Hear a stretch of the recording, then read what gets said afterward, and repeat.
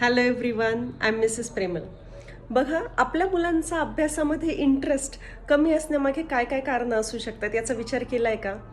मला काय वाटतं, मुलांना जर स्ट्रेस फील होत असेल अभ्यास करताना, कॉन्फिडन्स जर कमी असेल की मला एखादी गोष्ट येत नाही आहे, मला हे जमणार नाही, अवघड आहे हे, तर त्या केसमध्ये त्या मुलांचा अभ्यासामध्ये इंटरेस्ट हा कमी होऊ शकतो.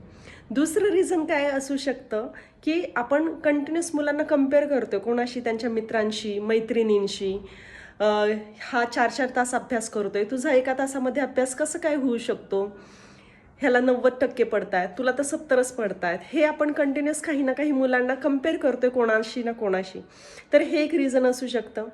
अजून काय असू शकतं रिझन, की मुलांचं जे रुटीन आहे आजकालच्या, हे इतकं बिझी आपण पालकांनी करून ठेवलेलं आहे. कंटिन्युअस कोणता ना कोणता class, drawing class, karate class, ॲबॅकसचा क्लास, रेग्युलर शाळेचाच क्लास, नुसतं त्यांना आपण बिझी करून ठेवले. मुलांना सर्व यावं असं वाटतंय आपल्या पालकांना. तर अभ्यास करताना मुलांचं माइंड थोडं शांत असलं पाहिजे, फ्रेश असलं पाहिजे, तर ते इंटरेस्टने अभ्यास करतील. नेक्स्ट, आपण पालक काय करतोय, त्यांना क्रिटिसाइज खूपच करतो वारंवार. हे चुकलं, हे असं झालं, तुला 4-4 वेळा सांगितलं तरी लक्षात राहत नाहीये, अभ्यासात लक्ष नाही, लक्ष कुठं असतं, नुसतं लक्ष खेळण्यात आहे, टी व्ही पाहण्यात आहे, असे कितीतरी गोष्टी आपण त्यांना वारंवार सांगत राहतो. पण आपण एनकरेजिंग शब्द किती वेळा वापरतोय, एनकरेजिंग वाक्य किती निघतात आपल्या तोंडातून त्यांच्यासाठी. अरे वा, आज खूप छान अक्षर काढलंस, रोज असंच काढत जा, छान वाटतंय, होय की नाही?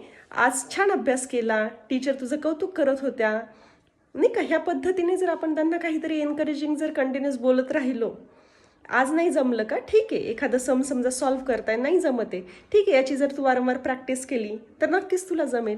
असं आपण काहीतरी जर कंटिन्युअस एनकरेजिंग बोलत राहिलो मुलांना, तर नक्कीच त्यांचा इंटरेस्ट अभ्यासामधला वाढेल.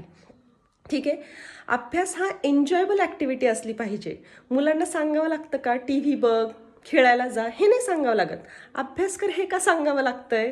कारण मुलं अभ्यास हा एन्जॉय करत नाही आहेत. त्यांना अभ्यास करताना इंटरेस्ट आला पाहिजे, मजा आली पाहिजे.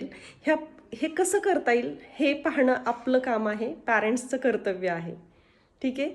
तर प्रयत्न करूयात, मुलांनी एन्जॉय केला पाहिजे अभ्यास करताना.